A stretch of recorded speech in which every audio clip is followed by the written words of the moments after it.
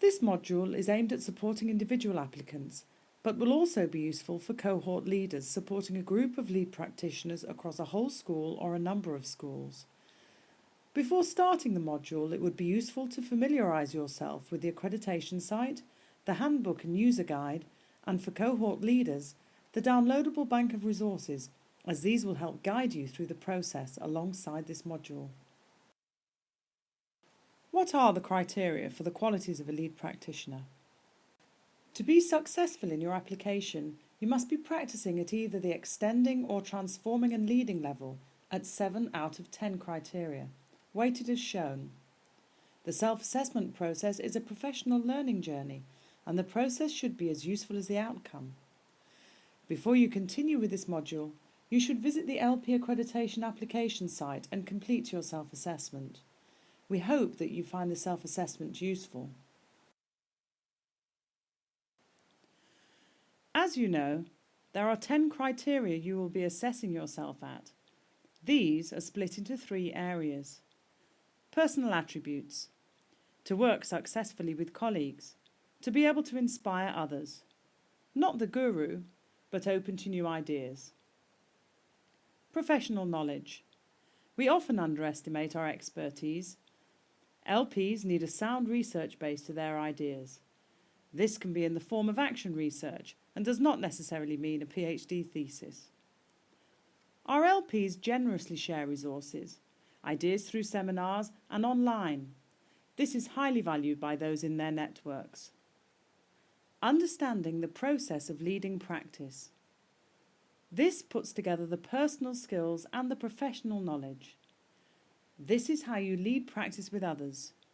Coaching, negotiating and networking represents the style of leadership in learning we feel demonstrates the skills needed to develop and empower others.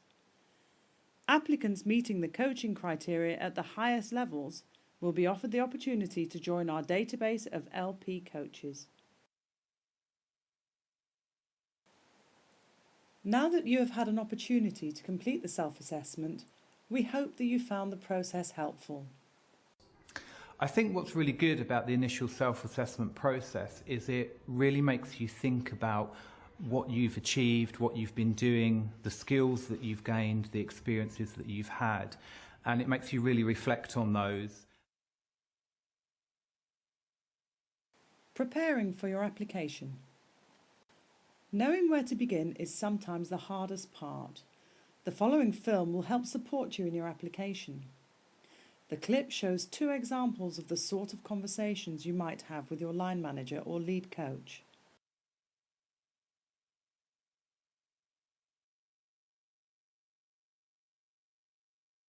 Okay, Marie, I'd like to introduce you to Hannah. Hannah is one of our drama teachers within the school, and she's in the very early stages of her career. However, she has been identified as being an outstanding practitioner, and actually in having a conversation with Hannah, she's somebody who is really looking to take her career forward, to really develop and to actually move outside of her subject area and to work alongside other people and start thinking about how she can use the skills and knowledge that she has got to start lead others in their own practice. So really I think it's about us thinking about where Hannah is at the moment and how we can actually use the key areas for the lead practitioner accreditation process, actually think about creating opportunities for Hannah so she can start kind of having experience and collecting really evidence. Okay, and so is there a particular project or a focus of work that we're thinking of that you'd like to take a bit further? Yeah, I wanted to look at creativity. So if we look, because the skills of a lead practitioner are split in terms of your personal skills, your personal attributes, your professional knowledge, and then the process of how you lead others. Yeah. So let's look first at the personal skills, what you come to the table with. Sure.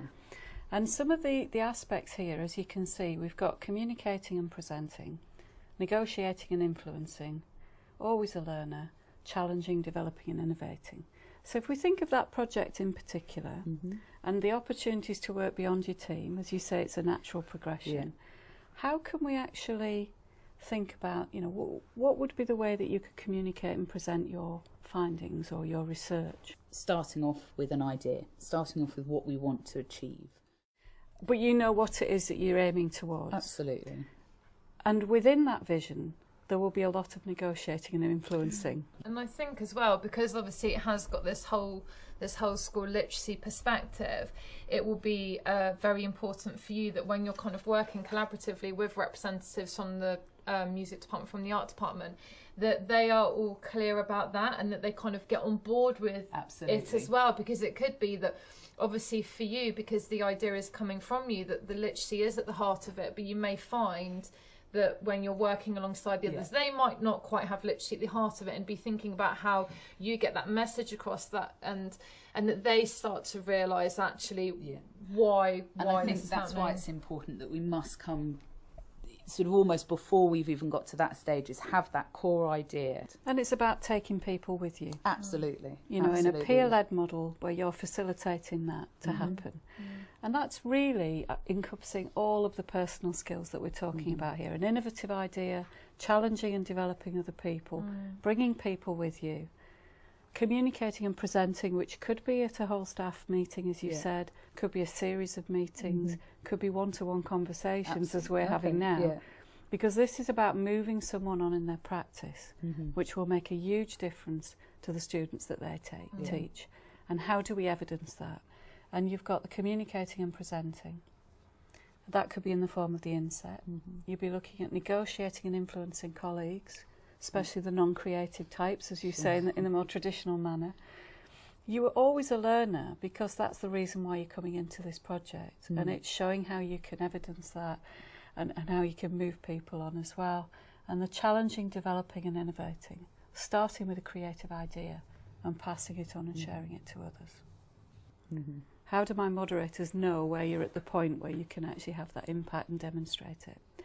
Let's move over to professional knowledge.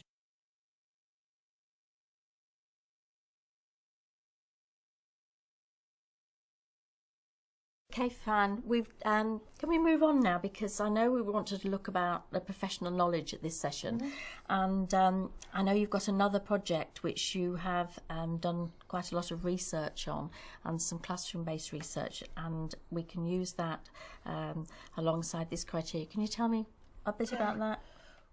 So I was invited to attend the Language and Learning Across the Curriculum course, Right. the Lilac course, which was a 10-week course, which actually was incredibly in-depth about the way EAL students learn.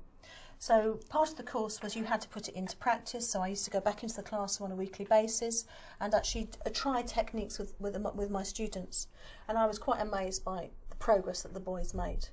So would you be able, can you capture that for your accreditation, how the progress that they made from your classroom-based research? Have you got evidence of that? Well, I've got the data. I mean, Great, yes. out of my 20 boys, only 3 boys remain in ACE this year.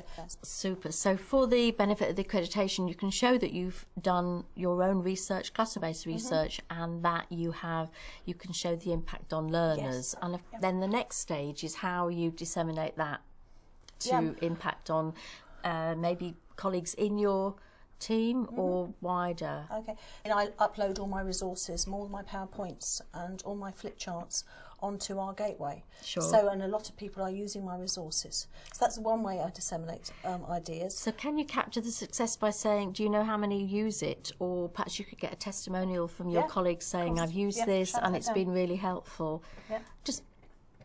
Yeah, that's brilliant. Okay, I can do that. So that gives you evidence of your knowledge and your classroom research, and then the next stage for the accreditation is to say, right, well, how have I shared that with other people and what impact it's had on them? So I've got the emails from the and the testimonials from the mini bites coordinator, and also from the students and the NQTs that took part in it. And didn't you tell me earlier that you've got there's being a whole school audit on this? So I think it's going to be taken up wider. Yeah, the senior definitely. management are really interested in it and how it's working. Yep. Okay, super. That's great.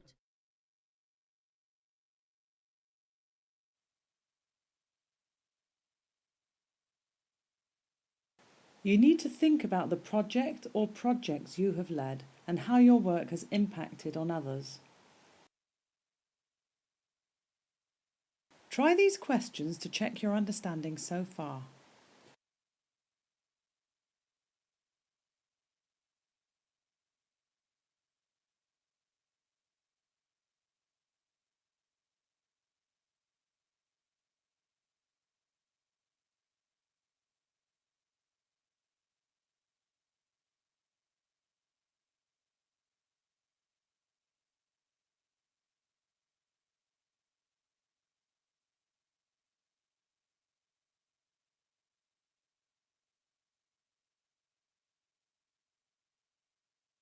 What's the next step after I've completed my self-assessment?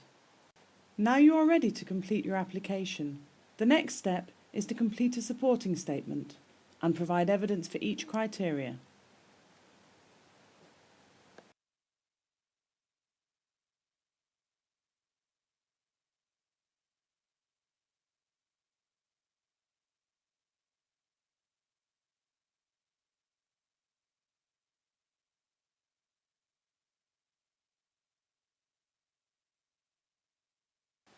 What support do you have to help you with your application?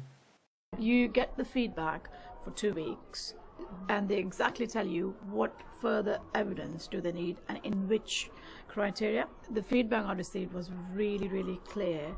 It identified what exactly I needed to submit further.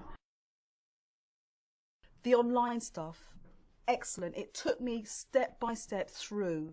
It helped me to reflect on where I needed to go next.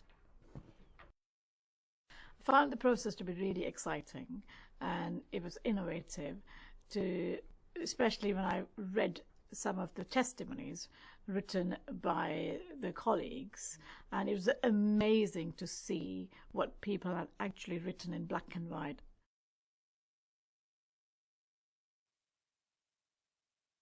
You should now be ready to complete your supporting statements and upload your evidence. Please visit the LP Accreditation application site to do so. Don't forget to refer to the user guide available on the site to help you. Once you have completed this and are ready to submit, you should do so ready for one of the Termly moderation gateways. Don't forget to upload your head teacher support statement. At this stage, if you feel any extra support is required, please contact the LP Accreditation support team on 020 7802 9003.